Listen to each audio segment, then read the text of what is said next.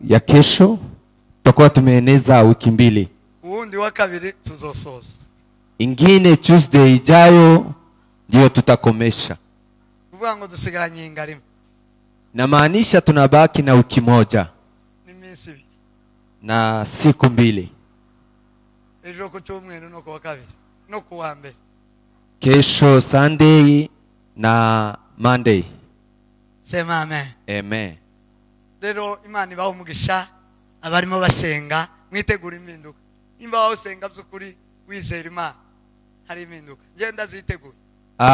Kwa wale ambao wanaomba Mungu awabariki na mtarajie mabadiliko. Hata mimi natarajia mabadiliko wala mageuzi. Sema amen. Sema amen. Amen. Amen. Amen.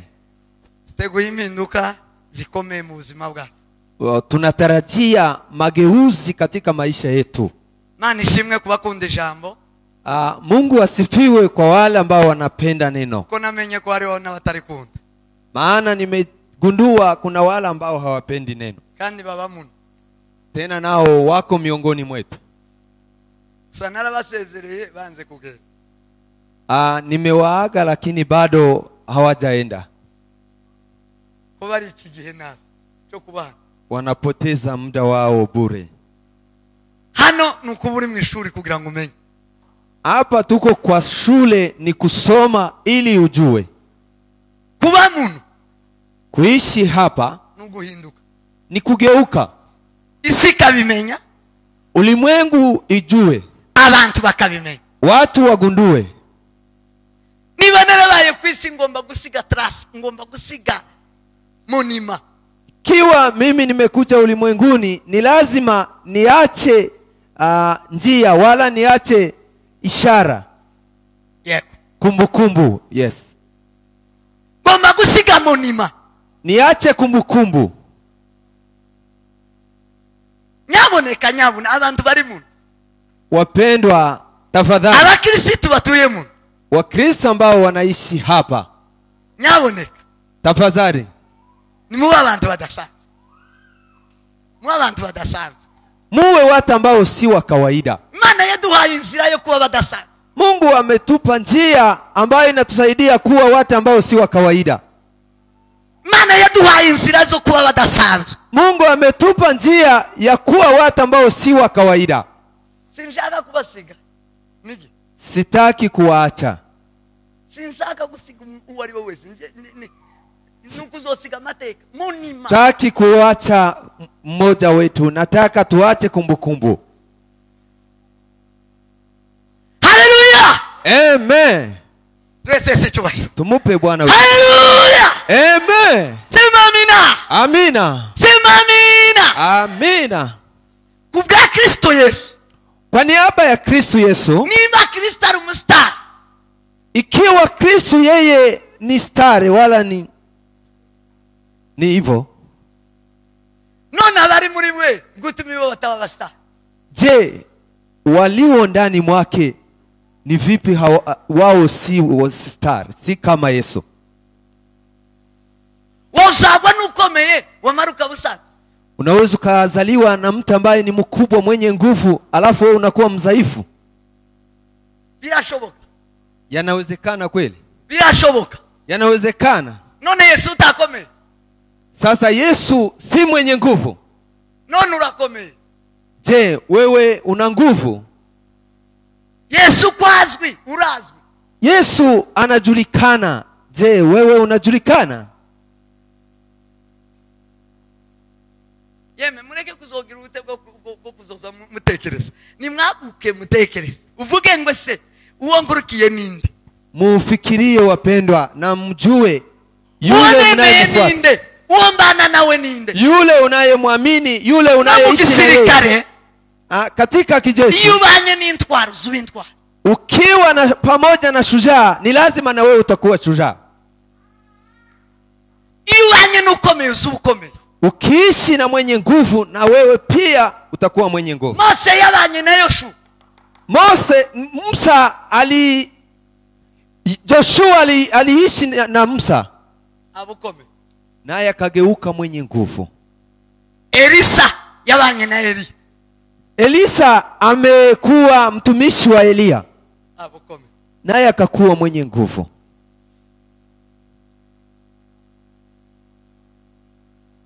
Abantu bamwe bazobangageya. Yazi kusani wabanye na Elisa. Abo muntu usanzwe kugeza neza batandukanye. Watu wengine watakuwa kama Gehazi. Yeye ndiye ameishi na Elisa lakini akaendelea kuwa wa kawaida. Kandi ntibishoboka ko umuntu wabana nukomeye ngo udahawe umugisha uhabwa umuvumo. Haiwezekane kuishi na mtu mwenye nguvu na mkubwa, wewe uache kugeuka mkubwa. Hapo kama upate baraka utapata laana. Iyo umuntu abanye n'umutunzi tatunge uzumu umukene nyakuja. Ese ni nyakuja. Kama wewe unaishi na mtajiri na tena wewe haukuwe mtajiri, hapo utakuwa maskini mbaya kabisa. Yazi yabanye na Elisa kubera ko atiganye Elisa aravumwa. Gehazi ameishi na Elisa lakini kwa sababu hajamuiga Elisa, yeye amelaaniwa. Aravumwa, akalaaniwa. Niba tutabashe kugera ku kigero cha Kristo tuzovumwa. Ikiwa hatufike kiwango cha Kristo, hapo tutalaaniwa. Niba ari ukurikiye, kiwa ni yeye unamfuata, ni lazima ugere kirenge muti. Ni lazima wewe uweke nyayo zako katika nyayo za Kristo. Ni lazima ufanane na yeye. Ni udasa nawe uravumwa. Kiwa haufanani na yeye utalaaniwa. Kwa sababu umemfuata lakini haujafanana na yeye. Mugenzi wangu yana masengesho yo kuba badasanzwe. Mwambie ndugu yako kwamba hii ni maombi ya kuwa mtu si wa kawaida. Nukuba badasanzwe mu minsi dusigaje. Kuwa mtu ambaye si wa kawaida katika siku tunazobaki nazo. Minsi dusigaje. Siku tunazobaki nazo nukuba badasanzwe muri Kristo Yesu. Ni kuwa watu ambao si wa kawaida katika Kristo. Ikiwa Kristo ni star, tezijaya za umustar, ni lazima na wewe uwe star. Amen. Amen. Yesu yaranabivuze wenyine. Hata Yesu amenena peke yake. Yaravuze ngo unemera wese akanyize. Amenena yule naye nikubali na kuniamini, ngo azakora ngivyo nakoze. Atafanya kama yale nimeyafanya. Ndetse azarenza ngivyo. Hata atazidisha. Ngo kuko iwaragiye vuba. Kwa sababu yeye ameenda mapema. Nindagenda vuba, nisipoenda mbio, uzokora ibirenze bya Kristo.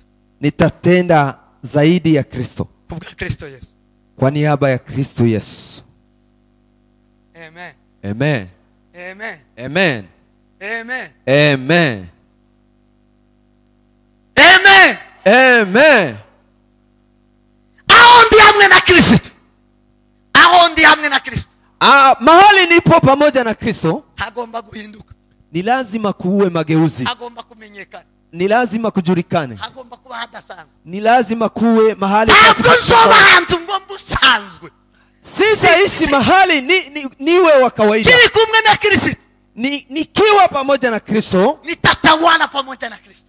Nzagaragara hamwe na Kristo. Kandi ntamwami woba hantu ngo areke kumenyekana. Hakuna mfalme anaweza kuwa mahali akose kujulikana. Utegeka woba hantu ngo biyoberekera. Hakuna yule ambaye anamiliki aishi mahali kujulikana.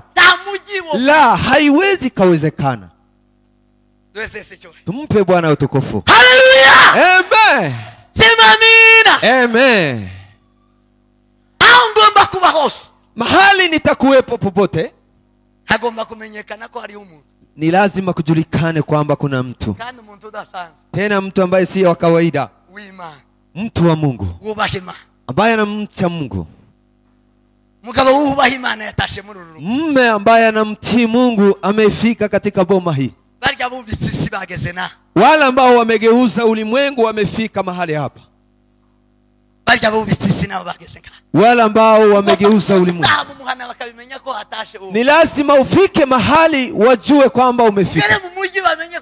Ukifika town wajue kwamba umefika. Hamwe na Kristo. Pamoja na Kristo. Nizo rugendo niyo process. Hiyo ndiyo process. Sitaki kuache. Ninataka tuende sote pamoja. Abanyemereye mushama kwe. Ambao wamenikubali waweke mikono juu. Nugukora cyane. Ni kufanya sana, ni kutumika sana. Kora. Kora. Fanya. fanya kazi, va mu buti, toka kwa udhaifu, tekereza, fikiria, senga, omba, some ijambo ry'Imana, soma neno la Mungu, tuzoja. tutaenda na wewe. Haleluya! Amen. Sinigeze kubabwira ngo muzoza mushake audience mumbure. Nimewahi kuambia mtaomba nafasi ya kuniona, hamtaniona. Siwe kubibabwira birahi imbere. Yako hapa mbele. Imuze turane mtazombura tuzogumana. Kujeni tuende pamoja ili msinikose. Abantu ningize ngo nimukizwe. Harageze aho utazosaba kumvirwa ijanje kubwira ngo kiza. Watu ambao nimesii kujeni mwokoke. Imefika nyakati ambao hautawahi kunisikia tena nikikwambia, nikikusii kuokoka. Haleluya. Amen. Tuweze Tumupe Bwana utukufu. Tuweze date cyubahiro. Tumupe Baba utukufu. Haleluya. Amen. Tusome ijambo ry'Imana. Tusome neno la Mungu. Amfasha kusoma begere vitabu. Ambao watatusaidia kusoma wakaribie vitabu. Turarangiza none isomo ryacu. Tutakomesha somo letu leo. Ejo nzokora revision gusantoya na pratique. Kesho tu nitarudilia tu kidogo na practice tutafanya kesho. Ejo muzoze mwitwaje gukora. Muzoze muri tayari gukora. Kesho mkuje mkiwa tayari kwa kufanya. Nyamucho nawe yarabishuriwe. Hata Nyamucho amefunuliwa. Ija wambwiye nero. Yale ambayo umeninenea. Yakurikiye amasomo cyane. Amefuata masomo sana. Sema amen. Amen. Yatekereje wagera ahishuriwe. Amefikiria akafikia wakati ya kufunuliwa. Kesho nzosubiramwe amasomo twize hejuru y'imigisha ibonerwa mu rusengero kubwa Kristo Yesu. Nitarudilia masomo ambayo tumeiga ya baraka ambayo inapatikana katika kanisa la Bwana. Revision tu. Nitarudilia tu, nitafanya kurudia hiyo masomo yote kidogo. Hanyuma du pratique tubikore uko Biblia ya. Alafu tuweke kwa matendo jinsi Biblia inasema. Sadaka yose nababwiye ejo muzoyaza. Hizo sadaka zote ambazo nimewaeleza msilete. Murambwira ndaye mufite. Mtanena kwamba hamuna. Siko munsubiza. Umuntu utayifite ufite ihuzi yambaye no. Mtu ambaye hana utafite ni cyari. Ni mtu ambaye hana nguo labda na wala chakula. Mungu hawezi kukataa sadaka. Amen. Amen. Amen. Amen. Mungu Mungu hawezi kukuomba kile ambacho hauna. La. Haiwezekani. Mungu si kama mtu. Wala mnyamlenge. Si mtu wa kukutendea mabaya. Ariko nimufite ikintu kirenze kimwe. Ikiwa una vita ambayo ni zaidi ya kimoja, nimufite ikintu kirenze kimwe. Ikiwa una vita ambayo ni zaidi ya kitu kimoja, ukaba warumvishije ijambo ry'Imana, na umesikiliza neno la Mungu, kandi ukaburyizera, tena unaliamini, kandi ukaba wemera ushaka imigisha yo mu rusengero, tena unatamani baraka katika kesho mu gitondo, asubuhi na nimugoroba na jioni.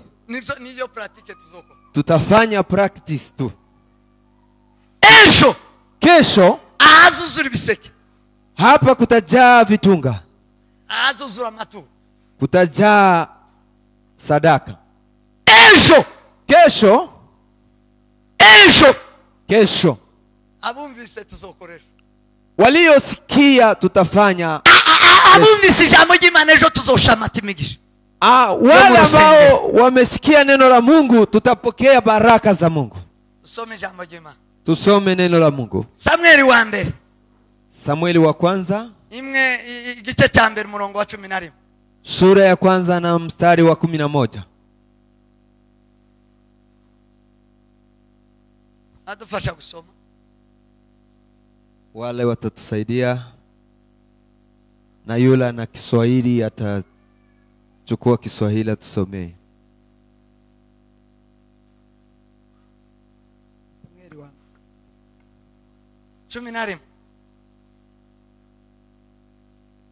Minarimwe.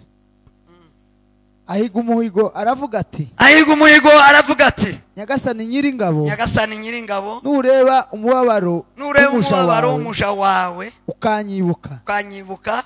Ntunyibagirwe. Ukampa umwana w'umuhungu. Zamutura Uwiteka. Abe uw'iminsi yose. Yo kubaho kwe. Kandi icuma cogosha. Kizamugera ku mutwe we. Amen. Amen. Dukomeze 21 muri ico gitabo umurongo Kiswahili. Umurongo wa 21 ico gici. Kiswahili tuendelea kitafuta. Yes. Akaweka nadhiri akisema. Mwenyezi Mungu wa majeshi. Mwenyezi Mungu wa majeshi. Kama tu utayaangalia mateso yangu. Mimi mtumishi wako. Ukanikumbuke mimi bila kunisahau. Mimi mtumishi wako. Ukanijalie mimi mtumishi wako. Mtoto wa kiume. Nitakupa wewe Mwenyezi Mungu. Mtoto huyo awe wako maisha yake yote.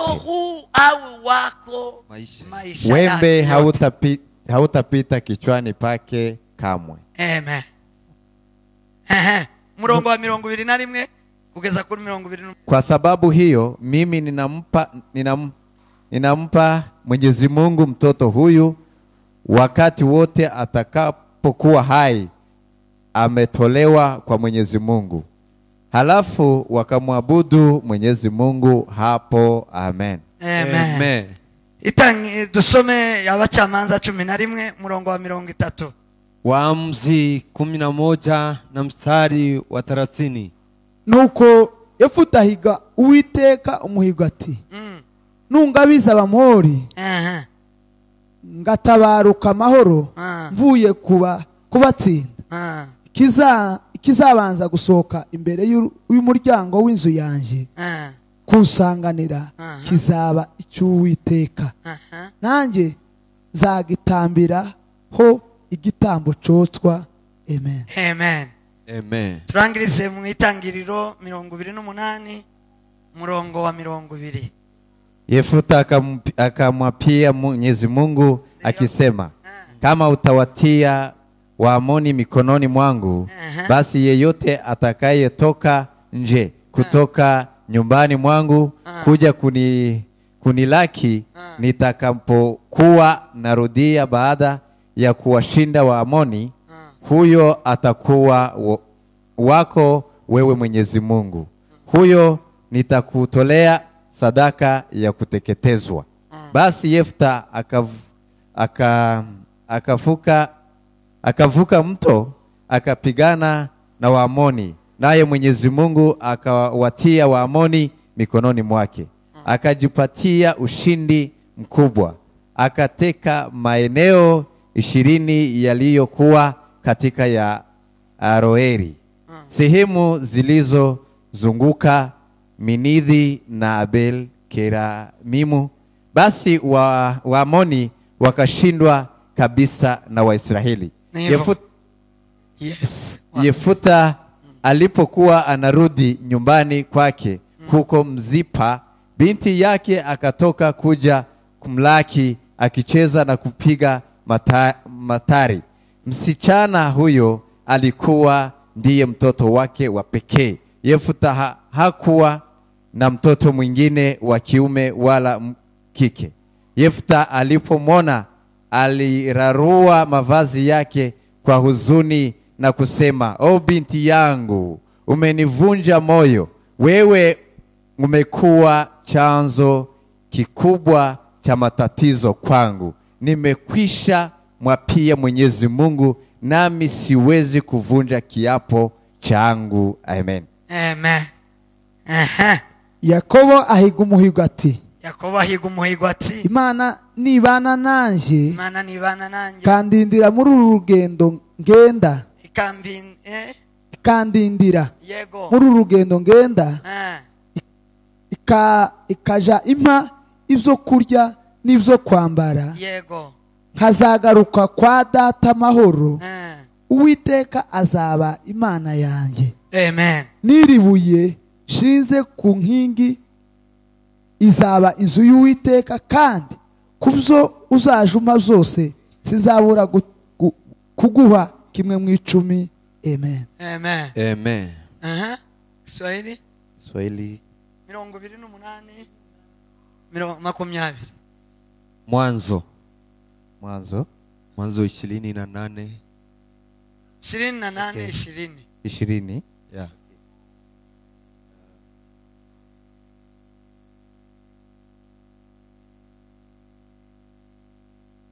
Kumurumva ijambo ry'Imana. Okay. Kisha Yakobo akaweka nadhiri akisema, Yakobo akaweka nadhiri, iwapo Mungu utakuwa pamoja nami na kunilinda katika safari yangu, ukinipa chakula na mavazi, ili nirudie nyumbani kwa baba yangu salama, basi wewe Mwenyezi Mungu utakuwa ndiwe Mungu wangu, na nalo jiwe hili nilisimika hapa kama nguzo litakuwa nyumba yako Mungu, nami nitakupa sehemu 1/10 ya vitu vyote utakavyonipa. Amen. Amen. Nakiri jambo jema. Pokea neno la Mungu. Tugiye kuganira ku sadaka imwe isigaye. Tunataka kuongelea kwa sadaka moja ambayo imebakia, cyangwa se igitambo kimwe gisigaye mu bitambo twavuze, wala zabiu moja ambayo imesalia katika yale yote tumeongea, cyangwa ituro risigaye mu maturo twagiye tuganira, wala sadaka ambayo imesalia kwa yale ambayo tumeongelea. Ni ituro ry'imihigo cyangwa igitambo cy'imihigo. Ni sadaka ya kuweka nadhiri, wala ni zabiu ya kuweka nadhiri. Umuhigo, nadhiri. Ituro ry'umuhigo niki? Sadaka ya nadhiri ni nini? Rivuga iki? Inasema nini imbere y'Imana, mbele za Mungu? Lisobanura iki muri Biblia? Linafafanua nini katika Biblia?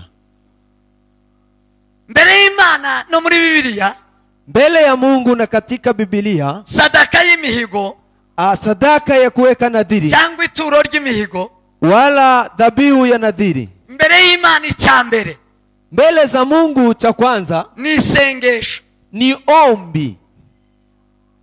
Ni isengesho, ni ombi, n'ubundi buryo bwo gusenga, ni namna ingine ya kuomba.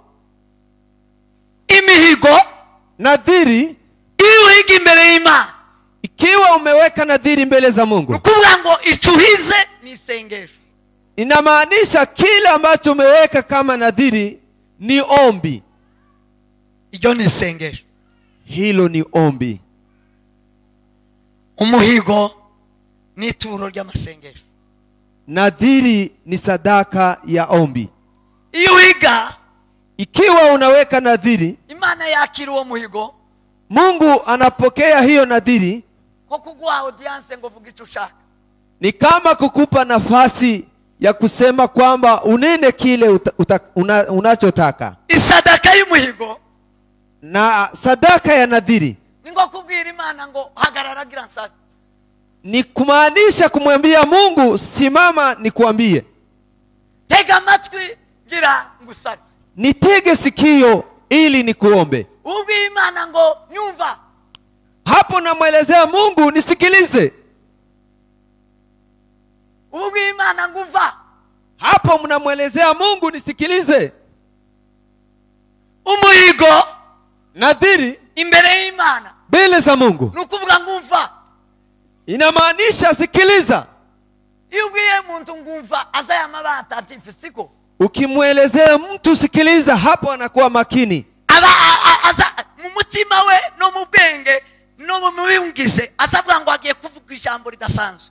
hapo katika moyo wake hata na kwa akili zake, hapo anasema kwamba nataka kunena neno ambalo si la kawaida. kumuhigo nao nuko kuma Kwa kuweka nadhiri na kwa Mungu ni hivyo hivyo. iyo higa imbere y'Imana, Ukiweka nadhiri mbele za Mungu, Imana isiba attentif, Mungu anakuwa makini. ikavuga ngo hagiye kuvuga ijambo ridasanzwe, Kunataka kunenewa neno ambalo si hagiye la gukora kawaida. iki kidasanzwe, Kutafanyika ambalo haje si la kawaida. isengesho ridasanzwe, Kumekuja ombi lisilo la haje ubundi kawaida. buryo bwo gusenga, Kumekuja namna ingine uriya ya muntu maombi. ahinduye ubundi buryo, Jefta amegeuza maombi. habayeho ubundi buryo, Kumekuwa aina ingine ya maombi. Imana ikamihagarara, Mungu anasimama ikamiba attentif, hapo, anakuwa makini kugira ngo abashe kumva ili Mungu aweze kusikiliza umuhigo ugiye kuvuga. nadhiri unataka kunena. Amen. Amen. Icya kabiri, Neno la pili, ise umuhigo nadhiri ni indahiro ushira imbere y'Imana, ni kiapo ambacho umeweka mbele za Mungu. ni indahiro, Ni kiapo, nukuragana n'Imana wamara ukarahira, ni kusikilizana na Mungu na tena unaapa mbele za Mungu. nugusezerana nayo, Ni kuambatana na Mungu hanyuma ukarahira. alafu unaweka kiapo. Ituro ry'umuhigo ni indahiro imbere y'Imana, Sadaka ya nadhiri ni kuapa, ni kiapo mbele za Mungu. nukubwira Imana ngo ndarahiye, Ni kumwambia Mungu ninaapa iki hii zogeko, nitafanya. nukuragana n'Imana, Ni kuelewana na Mungu hanyuma ukarahira. alafu unaapa. Iyo turo y'imihigo, Hiyo ndiyo sadaka ya nadhiri. umuhigo uba ryari? Nadhiri inakuwepo wakati gani? Iyo turo riza giheke mu mutima w'umuntu, Hiyo sadaka inakuja wakati gani katika moyo wa mtu? riza giheke ku muntu, Inakuja wakati gani kwa mtu? rigira igihe riza. Ina wakati ambayo inakuja. Umuhigo Nadhiri uza mu bihe bikomeye, inakuja kwa nyakati ambazo ni ngumu. umuhigo Nadhiri uza mu bihe bigoye, inakuja kwa nyakati ambazo ni ngumu. umuhigo Nadhiri usigiye ubona nta butabazi, inakuja kwa wakati ambao unaona hakuna nicyo msaada. gituma ruza ruhinduka isengesho, Ndio maana inageuka ombi, rigahinduka indahiro. inageuka kiapo.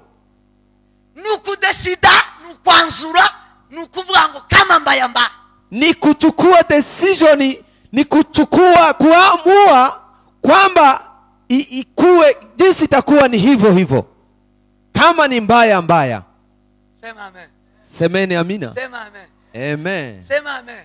Amen. Nukuva ahantu kubiwe, Ni kutoka mahali umeshikiliwa sana. nigi ukubiwe, Ni wakati umeshikiliwa sana. nigi ufunzwe, Ni wakati umeshikiliwa sana. nigi bitagenda, Ni wakati haiendeki. nigi ubona bikomeye, Ni wakati umeona ni ngumu nicyo kwako. gihe hazabaho imihigo, Ni wakati huo ndio unaweka nadhiri. nicyo gihe uza ukoresha isengesho ry'umuhigo. Ni hiyo wakati unatumia ombi la kuweka nadhiri mbele za Mungu. Sema amen, Haleluya. sema amina, Haleluya.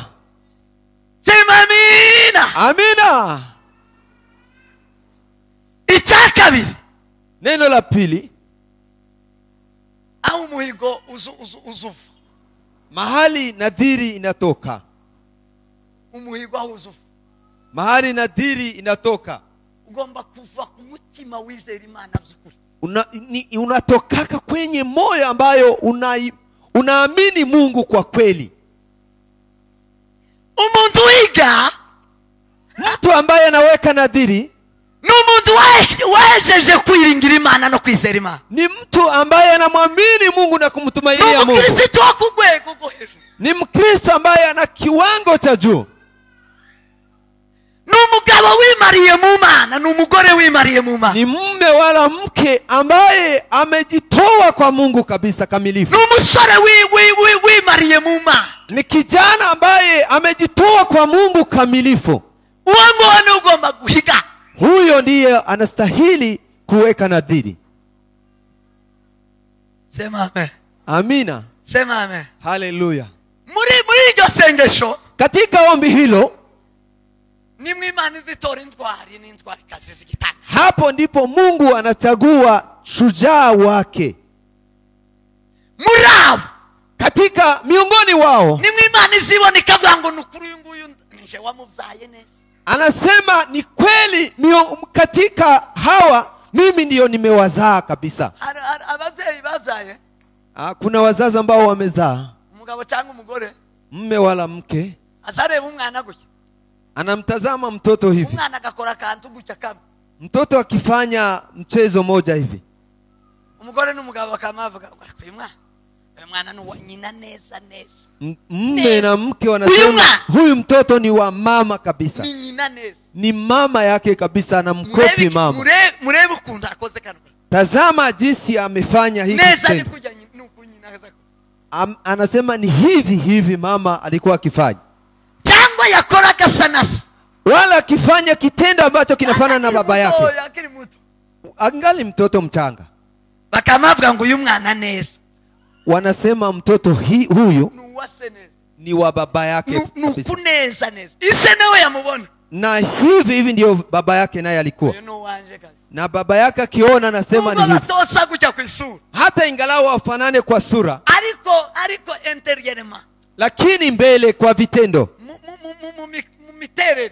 katika matendo, mu mikorere, muri karakter, katika karakta zake, neza uyu mwana, mtoto huyu, Isaka avuga ngo uyu ni baba yake anasema ni mimi huyu, uyu neza, huyu ni wangu kabisa, neza no wangu, huyu ni wangu kabisa. harabi Imana izayirahira umuntu, Kuna wala Mungu huwa anaapa kabisa, anaapa kwao. harabi umuntu Imana izayirahira umuntu ikavuga ngo uyu neza, Kuna mahali Mungu anaapa kwa mtu, anasema huyu kabisa ni wangu.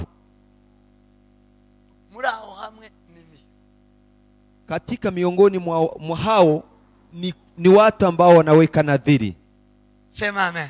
Amen. Umugabo cyangwa umugore cyangwa umusore, Mume wala mama wala kijana, usenga isengesho ry'imihigo, ambaye anaomba ombi la kuweka nadhiri, hanyuma akarisohoza, alafu anatimiza, Imana izivuga ngo yo ndibonye uriya neza, Mungu usema kweli nimejiona, huyu ni wangu. Tuzusezeranya ngo ashitse usibye Imana ya Israeli. Hakuna anayeweka ahadi na tena anatimiza ila Mungu wa Israeli. Daundi uzuvuga ngo bibe ko yavuze usibye Imana. Hakuna mtu mwingine ambaye ananena na tena yanafanyika kabisa. Daundi utazuhinduka usibye Imana ya Israeli. Hakuna mtu mwingine ambaye hageuke ila Mungu wa Israeli. Yararirimbye. Uimbaji ameimba. Aravuga ngo ntagira n'igicucu cyo guhinduka. Hana kivuli cha kugeuka. Uko yamye ni kwa kiri. Namna alivyo ndivyo alivyo hata leo. Azaseseranya gashita. Yeye anatoa agano na tena anatimiza. Ananena na tena inakuwa hivyo. Aho ngaho Imana izabivuga ngo uyu ni uwanje. Hapo hapo Mungu anasema huyu ni wangu. Amen. Lometa ibariga idefera. Amen. Hallelujah. Amina. Sema amina. Amina. Sema amina. Amina. Sema amina. Amen. Muri bimwe Imana zikunda kumukirana utagera mu vyago no makuba. Katika umoja wa vita ambazo Mungu anapenda mwenye haki, aje mu vyago no makuba, akiingia katika shida na matatizo, nukugira ngo arebe kuyunguyu uyu dusa, nukugira ngo abone ishusho ye, ni ili atazame kwamba mtu huyo anafanana na Mungu. Imana yibone mu ishusho ye, Mungu aone sura yake katika mtu huyo, avuga ngo uyunguyu anene kwamba huyu neza nishi, huyu ni wangu kabisa. Sema amen. Hallelujah. Sema amen. Amina. Sema amina. Amina. Hallelujah. Hallelujah. Muri bimwe Imana izivuga ngo mureke ivyago n'amakuba bibe kuri uyu. katika yale ambayo Mungu unena kwamba acheni shida na matatizo ziwafikie, nukugira ngo Imana ibe nginezerwa irebe akoze neza nkanje, ni ili Mungu afurahi anene kwamba huyu amefanya kama mimi. afite imiterere, Yeye ana karakta zangu. akamabwira Imana ngo wamana, Anaelezea Mungu, Mungu, wamana Mungu, ndi mukaga, niko katika shida na ndi mu matatizo, bibazo, niko katika taabu, ariko lakini nisikilize, wonkiza bintu, ukiniponya haya, nuramuka ukijije bintu, ukiniponya mambo haya, nuramuka unguye muri aka ukinitoa katika shida hizi, muri iyi situation, ukinitoa katika hii situation, kubwire sikiliza nikunenee, zokora kino, nitafanya hii, zokora niki, nitatenda hii, zokora niki, nitatenda na hii. Imana ikavuga ngo nicyo nanisha. Mungu anasema ni hayo nilikuwa natamani. Icyo gituma Biblia ivuga ngo umukiranutsi azagira ibyago ariko muzobimukiza muri byo. Ndio maana Biblia unena kwamba mwenye haki atakuwa na shida na matatizo mingi, lakini nitamponya katika yote. Kavuga ngo Nasema hayo yatoke, yaondoke, inze kukureba, alafu nikuje kukutazama. Imana ikamigushira kuri te, Mungu anakuweka kwa kiwanja, kamigusubisa, alafu inakujibu, amari gatege, alafu inafikiri inangojea irango irebe kiza kuona mwishusho ya, ili atazame kwamba taona sura yake, ibone ko mukwanya, aone kwamba mnalinganishwa na yeye. ichaka nenda, Cha pili ni kiapo. cha gatatu, Neno la tatu nishimu, ni shukurani, umuhigo, nadhiri. uzuza kugaruka ukaba ituro ry'ishimo, Inaenda inarudi tena, inakuwa sadaka ya shukurani. cha mbere ni isengesho, Cha kwanza ni ombi, cha kabiri ni ndahiro, cha pili ni kiapo, cha gatatu ni ituro ry'ishimo. cha tatu ni sadaka ya shukurani. za Israeli kabishimu, Inageuka tena kuwa iyo sadaka ya higuye, shukurani. Ikiwa unatimiza, iyo higuye, ukitimiza yale ambayo umeweka nadhiri, Imana igukijije, Mungu akikuponya, sema amen, semene amina, sema amen, haleluya. Imana igukijije, Mungu akikuponya ugahigura, na tena unatimiza nadhiri ambayo umeweka, anje neza n'ivyari, ukitimiza nadhiri ambayo umeweka, ndio maana Mungu uyu anasema, turasa neza, huyu ni mtoto wangu, tunafanya. wamana uri amahoro ya, Hapo unasema kwamba Mungu, wewe ni amani wamana we yangu, uri amahoro ya, wewe ni amani yangu, urankijije wamana, umeniponya Mungu, urandokoye wamana, Mungu umeniokoa, urantsindishirije wamana, umenishindia Mungu, uraneshereje wamana, umenishindia Mungu. none data we, Kwa hiyo Baba, n'amahoro, mimi ni amani, n'amahoro, nina amani, n'amahoro, nina amani, n'amahoro, nina amani, n'amahoro, nina amani, n'amahoro muri nina data, amani katika n'amahoro Bwana. muri Kristo, Nina amani n'amahoro katika ibihe Kristo. byose, Nina amani n'amahoro. katika nyakati zote, nina amani. Amen. cyo gituma Dawudi yavuze aravuga ngo, Ndio maana Daudi amenena, aravuga ngo nishingikirije kuboko kwawe ma, amenena kwamba nimeshikilia kwa mkono wako wa kulia Mungu, nishingikirije ukuboko kwawe papa, segamia, segamia, nikisegamia mkono wako wa kulia, mba ndamahoro, nina amani, mba ndamahoro. nina amani. Cyo gituma yavuze ngo nzandyama nyiziguye, Ndio maana amesema huwa nikilala nikiwa salama, kuko umwami wanjye kwa sababu mfalme wangu antsindishiriza. yeye ananishindia. Iyo umenye neza, Ukitambua vizuri bari data uguneshereje, kwamba ni baba ambaye anakushindia, wamara ukazana itu, alafu unaleta kazana sadaka, wa muhigo wahize, unaleta nadhiri ambayo umeweka, Imana izayakira wa muhigo, Mungu anapokea hiyo nadhiri kituro ry'ishimwe, kama sadaka ya shukurani. uba wawuririmba, Hapo unaimba, genda amahoro ku bwa Kristo, mimi ni mwenye amani katika Kristo, genda umutsinzi ku bwa Kristo, mimi ni mwenye ushindi katika Kristo. ngiyi ibendera ryo kunesha Hii nanesheje ndiyo bendera ya ushindi katika ku bwa Kristo, Kristo Yesu, kwa niaba ya Kristo Yesu. sema amen. Amina. Uwo niwo muhigo, Hiyo ndiyo nadhiri, iryo turo ry'Imana, hiyo ndiyo sadaka ya nadhiri, niko bisobanura. hiyo ndiyo inafafanua. Ni nayo magambo atatu twasomye, Ni hayo maneno matatu tumesoma, kubisengesho, kuwa ombi, umuhigo kubisengesho. Nadhiri kuwa ombi. Umuhigo kubisengesho. Nadhiri kuwa ombi. Ni Ana. Ni Ana. Ni Hana. Hana. Ariho murebe. Utazamia hapo. Isengesho ituro ry'umuhigo kuba indahiro. Sadaka ya nadhiri kuwa kiapo. Ni Yefta. Ni Jefta. Yes. Ni Yefta. Ni Jefta. Ituro ry'umuhigo kuba ishimwe ry'amahoro. Sadaka ya nadhiri kuwa sadaka ya amani, ya shukurani kwamba wewe ni una amani. Turo ry'ishimwe ry'uko turi amahoro. Sadaka ya kwamba tupo na amani. Daudi. Ni Dawidi. Zaburi ya 56 murongo wa 13. Zaburi ya 56 na mstari wa 6. Oya, 13. Na mstari wa 13. Zaburi ya 56. Zaburi ya 56 na mstari wa 13. Ni Migani 7:14. Na Midhari 16 na mstari wa 14. Ababandika nibo mbambwira batandikiye undi mwo. Wale ambao wanaandika ndio muendelee kusikiliza, wale ambao hawaandiki muendelee kusikiliza. Mwewe ni mwo kwandika ndi mwo bifata. Ndi mubirebera gari ndi murebe Migani ngo murebe na Zaburi. Muntegere gusa. Msikilize. Nibo mbambwira nibo mbandika. Wale ambao wanaandika ndio wao ninanenea. Kuba ituro ry'ishimwe ry'amahoro. Ni Zaburi ya 56. Kuwa shukurani ya amani ni katika Zaburi ya 56 sura ya 56 mstari wa 13. Imigani 7:14. Methali 7 na 14. Byo bindi bibiri ni hajya twasoma.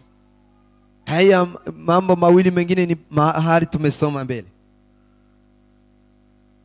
Sema amen. Sema amen. Amina. Sema amen. Haleluya. Umuhigo uzuva mugihe uri mu makuru, mugihe ukubiwe, mugihe nadhiri gikomeye. Kuweka nadhiri inatoka kwa wakati ambao ni mgumu kwako, wakati una shida na matatizo, no mugihe wizeye ko Imana yogukiza, na wakati ambao unaamini kwamba Mungu atakuponya. Naho ngaho ituro ry'umuhigo rizarituruka. Ni hapo sadaka ya kuweka nadhiri inatoka. Tusomye aya makuru ndakisi. Nikikomesha tumesoma habari hizi zaba abantu babiri, habari za watu hawa wawili watatu. Twasomye Hana. Tumesoma habari za Hana. Hana yari mukaga. Hana alikuwa katika shida. Yari mu bibazo by'ubugumba. Alikuwa katika shida ya utasa. Yarashatse. Na tena alikuwa ameolewa. Abana n'umugabo. Akiwa pamoja na mume wake. Ubaha Imana bombi. Walikuwa wakimtii Mungu. Wari urugo rwubaha Imana ndamupagani waruba. Ilikuwa boma ambalo inamtii Mungu. Hanyuma Hana arasenga. Lafu Hana kaomba. Arasenga. Akaomba. Igihe kirekire. Muda mrefu. Yasubizwa. Hakujibiwa. Kugeza umugabo yabonye ko. Ikafika kiwango mume wake ameona. Abona ko Hana acitse intege. Kaona Hana amekata tamaa. Hana acitse intege. Hana amekata tamaa. None Hana yoye gucika intege. Kamwelezea wewe usikate tamaa. Aramubwira ngo Hana ndakurutira abahungu 10. Kamwenenea mimi ninashinda vijana 10. Singurutira abahungu 10. Ninashinda vijana wako 10. Kubera iki aramubwira ngo amurutira abahungu 10? Sababu gani? Mume wake alimwelezea na Tiyaramubeshe mu mutima we. Hakukuwa amemdanganya kwa moyo wake. Elkana yari umwizego, yari umukristo, yari Elkana alikuwa mwaminifu, alikuwa mkristo. Aramubwira ngo nkurutira abahungu 10. Akamwenenea mimi ni zaidi ya vijana 10 wako. Urukundo yamukundaga gwari rurenze. Upendo alikuwa akimpenda ilikuwa zaidi. Aramubwira ngo watoshetse n'urukundo. Akamwambia usitosheke na hii upendo. Icyakabi. Neno la pili. Yamukubiraga imigabane 2. Kuri Penina mukeba. Alikuwa akimpea sehemu 2 kwa huyo ndugu yake mwingine Penina. Hana yeye alikuwa anampea sehemu 2. Aramubwira ngo none tubona ko ari tuza mererwa neza. Akamwambia, je, hauone kwamba wewe nakupenda sana? ana ntiyavyumva Ana hajakubali, zamugera mu mutima haijaingia kwenye aravuga moyo ngo wake. umugabo wanje ndabizi Najua wewe ni mume wangu, ariko sinakubza lakini sijawahi kukuzaa. ngiye ko mza Nataka kuzaa mtoto. cyo cyari kibazo. Hiyo ndiyo ilikuwa shida yake. Hanyuma Alafu bayibwira kuja mu rusengero, aka yibwira kuja mu rusengero. akajiambia kwenda kanisani. Abakristo baza basha mu rusengero, Wakristo wanaingia kanisani, tibaza basha mu bufumu, hawawezi wakaingia tibaza kwa basha uganga, gupfumuza, hawawezi kwenda kwa tibaza uganga, basha mu bwenge bwino. hawawezi wakaingia katika hekima za huku ulimwenguni. Bazi kushora byose ari Kristo. Wanajua yule anayeweza mambo yote ni Kristo. Artificiel tinda na bintu bya kisasa, Hakuna mambo ya kisasa, nda bintu za adoptation, hakuna mambo ya kuchukua mtoto umfanye wako. hapana. La, Aravuga ngo agiye mu rusengero, na akanena naenda ngiye kanisani, mu rusengero ninaenda kanisani, kandi ndashika mbindu rusengero, tena nitafika nigeuze, ngiye mu rusengero. ninaenda kanisani. Yinjiye mu rusengero Alipoingia kanisani asanga Eri, akamkuta kuhani asanze Eli. Eri mu rusengero, Alipomkuta Eli kanisani atangira gusenga. akaanza kuomba. Icyo gihe Hiyo wakati ikanisa ryari bari barahangutse igihe cya Eri, kanisa ilikuwa imepotoka, abantu bose barahanguka, watu wote walikuwa Eri asigara wamemkataa. ku ikanisa Eli akabaki peke yake kanisani, n'abahungu biwe. yeye na vijana wake. Abahungu be nabo batangira guhanguka bagendana. Vijana wake nao wakaanza kupotoka. Eri aguma mu ikanisa Eli akaendelea kuishi kubera ko kanisani, abantu bose bari barahangutse baragiye kunywa inzoga. kwa sababu watu wote walikuwa wamemtoka kwa Mungu, wakaanza Bagiye kutumia gucabona pombe. Ana arinjiye. Ana akaingia kanisani. Ana ngo yinjire Ana alipoingia ku muryango katika mlango yamatangira gusenga, akaanza kuomba, yamatangira gusenga, akaanza kuomba, arasenza akaomba, akaomba. isengesho ariko asenga Omba alikuwa akiliomba, ntiryumvikane, haikukuwa ntasohora ijwi hakuwa anatoa sauti, kubera umubabaro n'agahinda, kwa sababu ya huzuni alikuwa nayo, kubera gutinya kuvuga ngo niyumve, kwa sababu alikuwa akiogopa kunena ili kuko watu umwana wasikilize. wose wari uzi ko ari ingumba, Watu wote walikuwa wakitambua ikanisa kwamba yeye ryose ni ryari rizi ko ari ingumba, kanisa lote lilikuwa likitambua ariko kwamba yeye ni aravuga ngo sasa. simvuga kugira ngo umutamzi atumva. Akanena, mimi sitaongea ili kuana asikilize. Banyeganyeza iminwa gusa, Akaanza kutoa, akora ihuduma yo yaruceceka. akafanya huduma ya unyenyekevu, Sema amen. akaanza.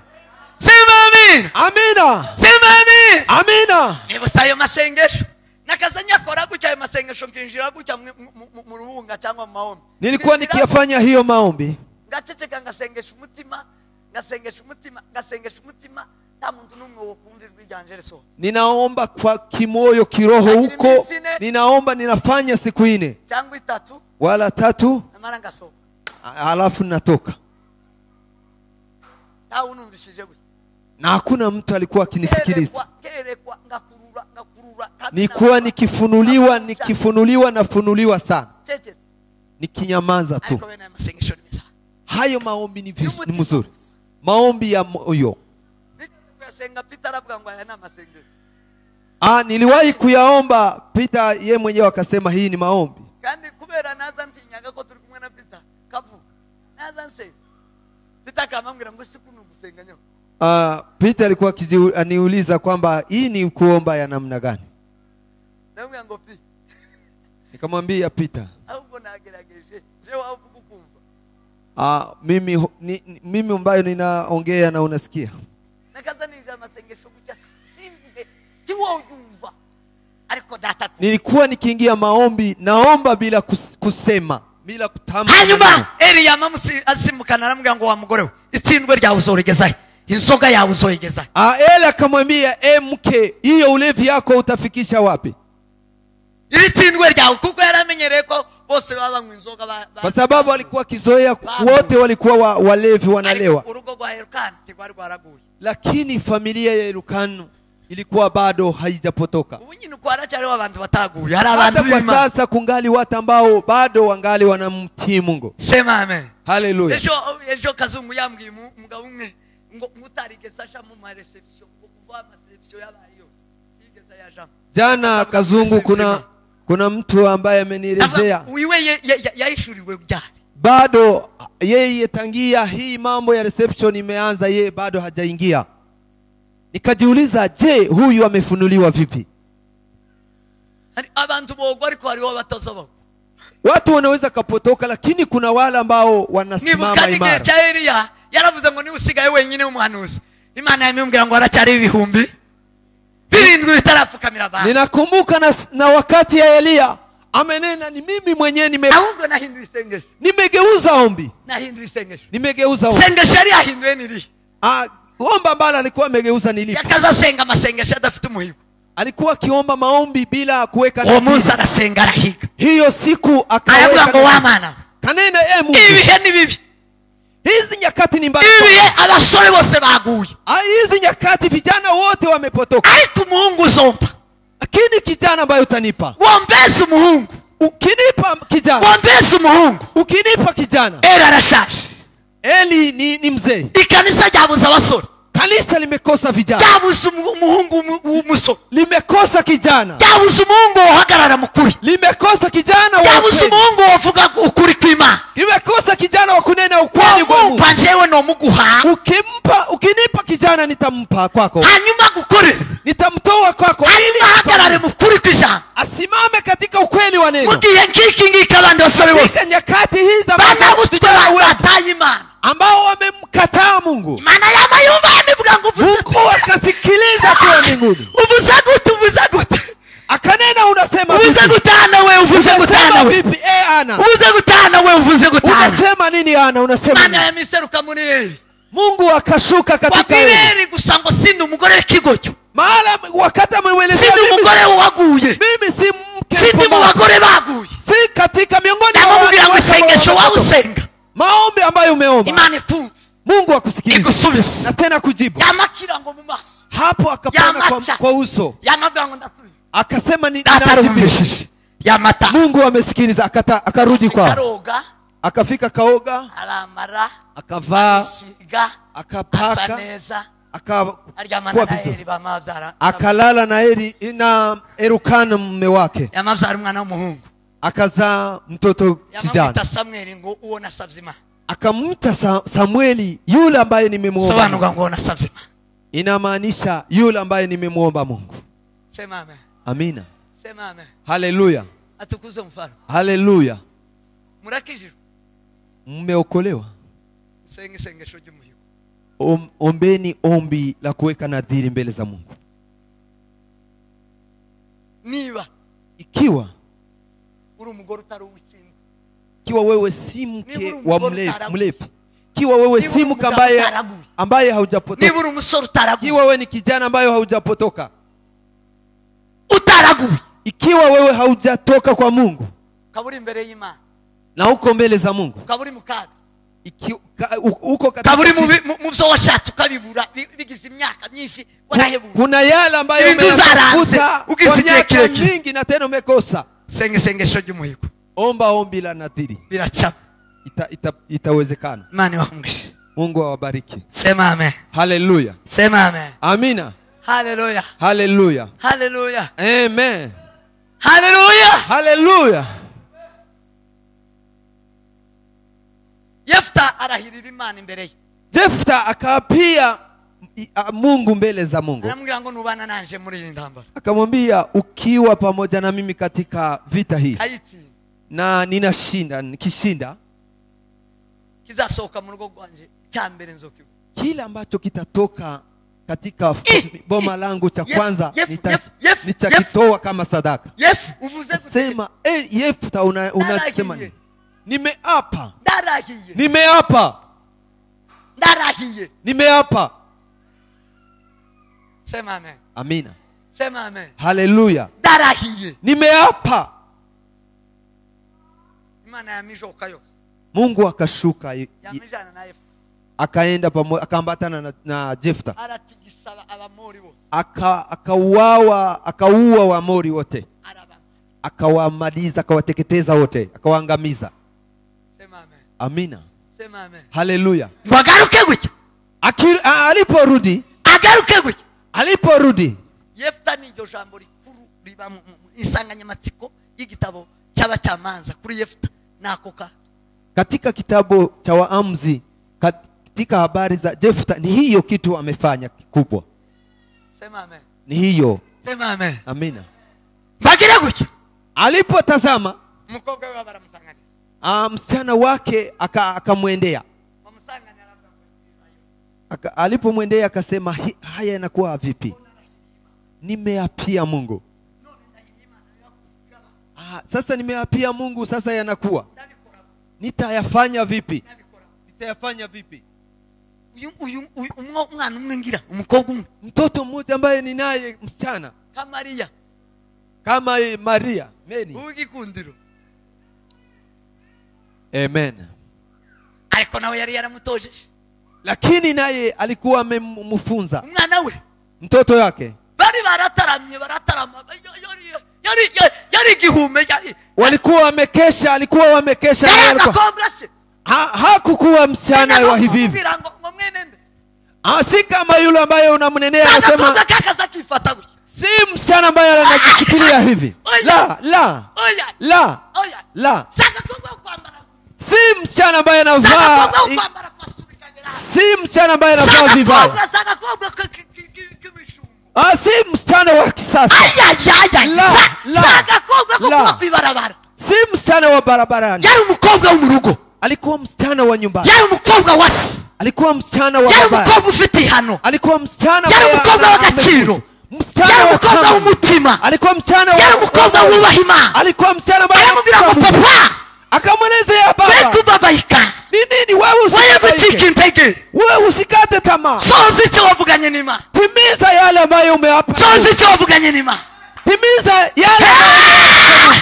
Hallelujah, hallelujah, hallelujah, hallelujah, hallelujah, hallelujah, hallelujah. N'abakobwa bangaye bobwira basengo sozi icyo. Ni wasichana gani ambao wanaweza kalezea timiza? Sohoza. Timiza. Mkobwa wigishijwe. Msichana ambaye amefunzwa. Mkobwa wari nkasi. Msichana ambaye alikuwa shujaa kama babaye. Mwana wasaga nasi. Msichana ambaye alikuwa anafanana na babaye.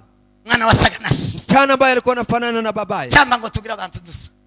Ninatamani tuwe na watu ambao tunafanana. Chamba ngo duse na Kristo. Ninatamani tufanane na Kristo. Chamba ngo tuba abana b'Imana. Ninatamani tuwe watoto wa baba wetu Yesu Kristo. Oya agakobwa. La, si msichana wa hivi hivi tu. Ngumi ya Efta bazachayibuka nanone. Msichana wa Efta hata sasa amateka yabaye umwana udasanzwe. Ameacha historia hata sasa yabaye udasanzwe kubera kugira Imana. Yeye amekuwa ambaye si wa kawaida kwa sababu ya kugira Imana mu mutima. Ya kuwa na Mungu katika moyo wake. Habe niyo yoba umwana mutoyi. Hata ukiwa umwana muto. Hata ukiwa mtoto mdogo. Imana mu mutima. Lakini ukiwa na Mungu ndani mwako. Imana hili zigaragara. Mungu mahana na si. Imana iriti. Seme poni samegaya. Amen. Imana izifukirwa se. Mungu haweza kafunikwa. Imana tizifukirwa hili zigaragara. Mungu haweza kafunikwa. Imana umwana wamenye Imana aramubwira ngo papa. Mtoto ambaye amemjua Mungu akasema baba. Ni nini ambayo umeongea na Mungu? Akamwambia habari. Alipomwelezea habari akamwambia tulia. Ufanye jinsi ulivyo. Ifanye hivyo hivyo. Hivyo hivyo. Jefta na Isaka ni watoto ambao wako katika familia ambayo inamtii Mungu. Huyo ni msichana na kijana. Amen. Isaka yari ngakura kwa Siboma. Isaka alikuwa kama Sibomana huyo mnamuona hapo. Usanuko adafitu gani? Ni hana ndevu kama ya Isaka. Cyangwa nguku kwa Patrick. Kama hivi Patrick. Kama hivi ana hizo ndevu. Mungu vitu gani mwenye Isaka mbwira ngo ndaguhambira. Kijana ambaye ana ndevu. Baba ngakura kwa Diadoni ngamubwira ngo ngwino nguhambire nje kugutwika. Kama vile mnamuona Diadoni unamchukua unamfunga eti mtoe kama dhabihu. Kumwambia ati Mungu amenena. Na anakuambia ati fanya gisi Mungu amekwambia. Hapa wako. Muko. huyo msichana na mvulana Umukobwa wako hapa. umukobwa arimo. Msichana yupo.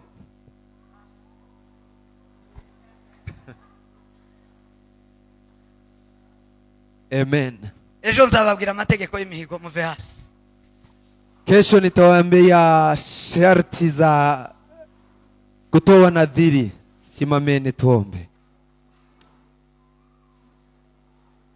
Tekereza hejuru y'ijambo ry'Imana. Fikiria kuhusu neno la Mungu. Tekereza hejuru y'ijambo ry'Imana. Fikiria kuhusu neno la Mungu. Abavyeyi baraha nimuhinduke mu abubaha Imana n'abana banyu babubaha. Wamama ambao wako hapa, geukeni muwe wamama ambao wanamtii Mungu. N'abana banyu babubaha. Na watoto wenu wawe wamtii Mungu. Basababaza base mu gitondo ngo Imana yavuze gute? Wakuwe wakiuliza wazazi wao eti Mungu amesema nini? Imana yavuganye iki nawe papa? Mungu amenena na nini na wewe baba? Ni gute Imana ivuga yavuze? Ni vipi Mungu anasema? Unyine nivyo mbansenga ngo Yohana namara kuziruka baye azambaza ngo papa ngo Imana kiravuga gute? Hayo ndio naombea watoto wangu Yohana kwamba akiwa mkubwa kwa ananiuliza, ni vipi baba Mungu ananena? Ise wa John n'umuhanuzi. Usubaza so. Ukakigendera. Bimwe bizabikunana. Keneye ko tugira abana, umwana akaza kubaza ngo papa. Ninatamani akaza kubaza. Lewi akaza kubaza Lewi. Ninatamani tuwe wana watoto ambao watakuwa wanauliza wa baba zao. Ni vipi bino bihe Imana yabivuze wiki? Akuwa kikuuliza hizi nyakati Mungu amesema nini? Biblia ibivuga wiki papa. Biblia inasema nini? Tuzitwaremwe gute?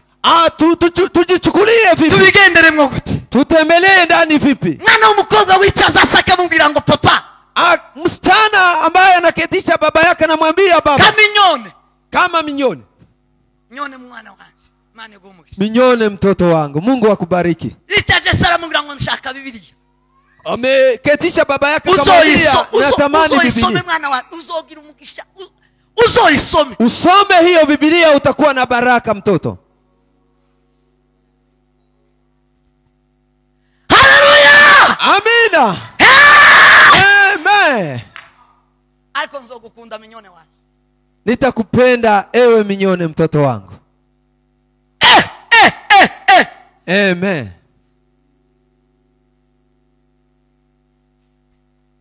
Sema amen. Amen. Sema amen. Amen. Sema amina. Amina. Soma Biblia. Soma Biblia. Tore kitabu. Chukueni kitabu. Sengima. Tuombe Mungu. Uhoraho Mana yacu gitare gikomeye.